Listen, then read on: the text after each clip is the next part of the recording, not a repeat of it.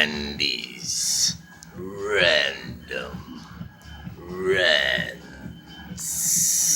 Richest man arrested along with his fiancée. Yeah, police today detailing the torture they believe the 8-year-old suffered before he died. We have team coverage beginning with News 12's Kevin Vesey. It's absolutely horrendous. This is disgusting. It's a terrible thing. Center Morich's residents say they're horrified after learning their neighbor, 8-year-old Thomas Valva, was allegedly killed by his own father and his father's fiancée. I can't believe something like this could happen in our backyard. Investigators say 40-year-old Michael Valva, who works as a New York City transit police officer, and 42-year-old Angela Polina forced the child to spend the night in their unheated garage last week, when the temperature outside dropped to just 19 degrees. At the time of his arrival at the hospital, Thomas's body temperature was 76 degrees. The arrests were announced exactly 1 week after police were first called to the house responding to a report that the 8-year-old boy had fallen in the driveway. The child was rushed to a nearby hospital where he was pronounced dead, but officials say the father's story was a lie. We have determined Thomas was never in the driveway that morning, and he suffered head and facial injuries that were not consistent with the father's account. The couple had a Brady Bunch-like family, Michael bringing his 3 boys and Angela with her 3 girls. But police say they repeatedly subjected Thomas and his older brother to cruel forms of punishment, including food deprivation and exposure to extreme cold. The family's former nanny says those 2 boys suffered from autism, and they were often mistreated. They gave like the impression of the Brady Bunch family when it was more of like home crashing. And the couple faced a judge this afternoon here at the Suffolk Courthouse in Central Islip. Now in court, prosecutors said the cause of Thomas's death was in fact hypothermia. And they said both Michael and Angela knew that he was suffering from the condition and refused to get him help. They've both been charged with second-degree murder, and they're currently being held without bail. In Central Islip, Kevin Vesey, News 12, Long Island.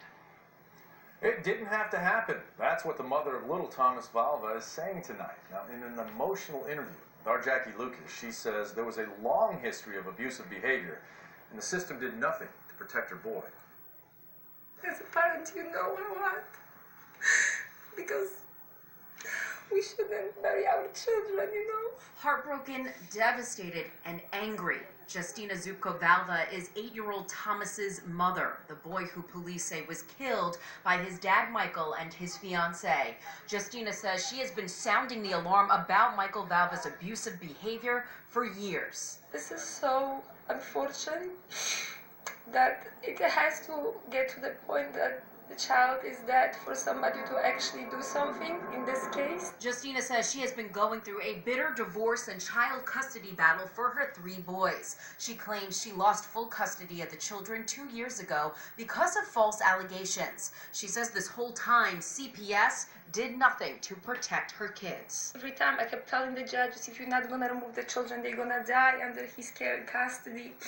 There were evidence, hard evidence, reports. This is the type of crap filed, that CPS does too. Children were telling me too, obviously, that, you know, about the abuse. The mother says she felt so helpless and frustrated. She started documenting some of the horrors on Twitter. Let him go! She says this is video of Michael Valva dropping the kids off with her. It was posted 2 years ago. She also gave us documents that she says are from the East Moriches School District. The paperwork alleges Thomas and his older brother Anthony were crying in school because they were not allowed to eat at home.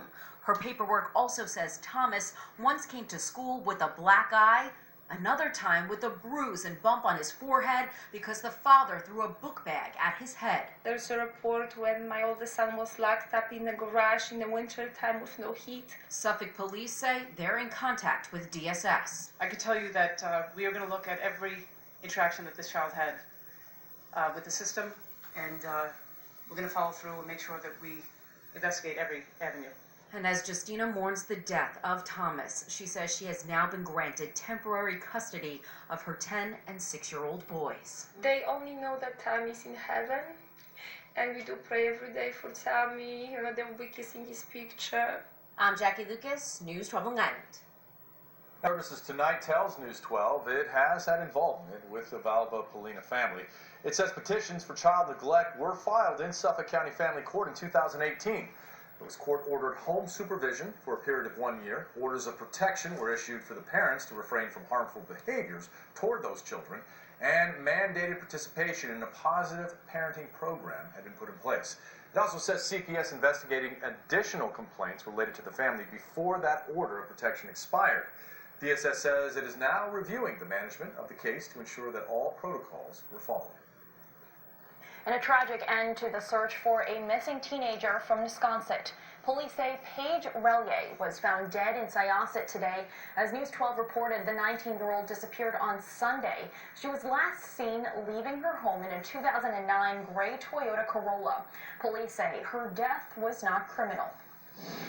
Two Dunkin' stores just miles apart were robbed overnight. Police say the store on Austin Boulevard in Island Park was held up around 1 in the morning. Her death was They say not at the same criminal. time, the Dunkin' Donuts on Long Beach Road in Oceanside. Her death was not criminal. What in the hell is that supposed to mean? The police said that her death is not criminal. What in the hell is that supposed to mean? That girl left her house in a car and disappeared and died, and they're gonna post it. Now, I mean, it may very well be, but you're gonna put it on the news. Why don't you say what the hell happened then, or some kind of idea of what the hell happened? You're just gonna say that it's not criminal. It's not criminal. Okay. So what happened?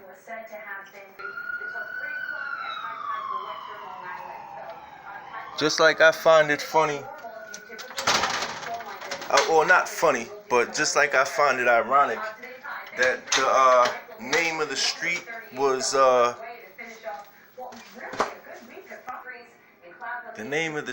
was Bittersweet Lane, but like they had it on one story they covered, like they kept changing the coverage of the story, but the last coverage was the longest out of all of them, and they cut that out. Like, I guess somebody may have brought it to their attention, or maybe they realized it or something, the irony of it and how it kind of is creepy or something. I don't know, but they left that out. Bittersweet Lane. We believe that the 10 and 8-year-old boys were subjected to punishment including food deprivation and exposure to extremely frigid temperatures. We are still investigating the extent of the abuse and if it extended to all the children. The couple's other children have been removed from the home, both Valva and Polina. They said the street that they lived on, the name is called Bittersweet Lane. Now, isn't that irony for you? Has the details. And this afternoon, Suffolk police released new information about this case. They say 8-year-old Thomas Valva died after being left in the family's unheated Center Moriches garage overnight when temperatures dropped as low as 19 degrees. Take a look. This is the boy's father, 40-year-old Michael Valva, and his fiancée, 42-year-old Angela Polina. According to police, the couple forced Thomas to spend the night in the garage, and in the morning, police say the father fabricated a story saying the boy fell in the driveway and then lost consciousness. But investigators say hypothermia was instead the likely cause of death. In fact, they say the boy's body temperature was just 76 degrees when he was brought to the hospital. We have determined Thomas was never in the driveway that morning, and he suffered head and facial injuries that were not consistent with the father's account. During the past week, homicide detectives conducted a round-the-clock investigation, which included the review of video and audio recordings captured on the family's home surveillance system, both inside and outside the house. The recordings show the pair was closely monitoring the activities and conversations of their 6 children, Michael's 3 sons, ages 6, 8, and 10, and Angela's daughters, 11-year-old twins and a 6-year-old. And both Valva and Polina are now being charged with second-degree murder. They're both set to go before a judge in Suffolk County Court today, and we will, of course, be there for it. For now, that's the very latest here outside Suffolk Police Headquarters in Yaphank. Kevin, BC News 12, Long Island.